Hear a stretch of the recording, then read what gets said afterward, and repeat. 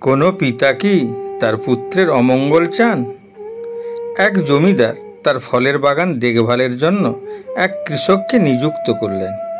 ওই কৃষকের তদারকিতে ফলের বাগান পরিপুষ্ট ফলে পরিপূর্ণ হয়ে গেল।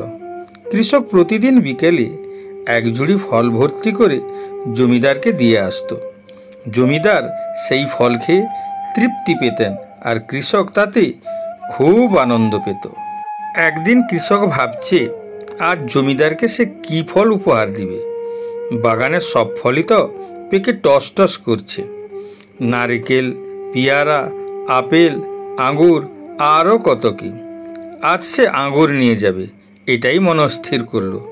ফল নিয়ে জমিদার বাড়িতে পৌঁছতেই সে দেখল জমিদার কেমন যেন উদাস হয়ে বাগিচায় বসে কি যেন ভাবছেন।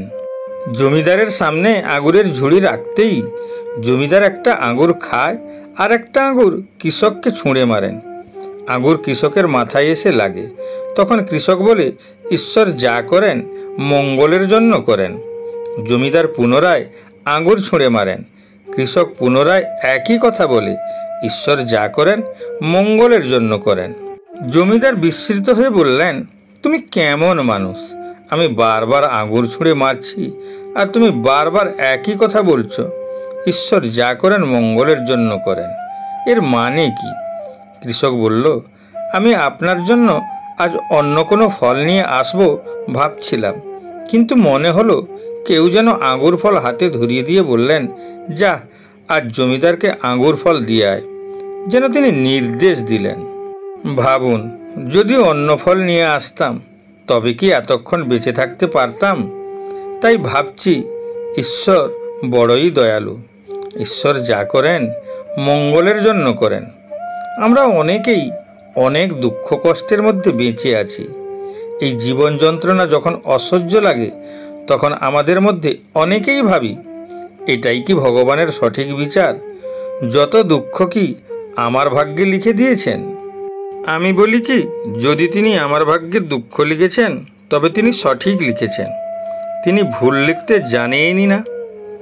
নিশ্চয়ই এর পেছনে তার মহৎ উদ্দেশ্য রয়েছে। আমি চোখের সামনে প্রত্যক্ষ দেখেছি। যার জমিদারি ছিল সে আজ পথে পথে ঘুরে বেড়াচ্ছে।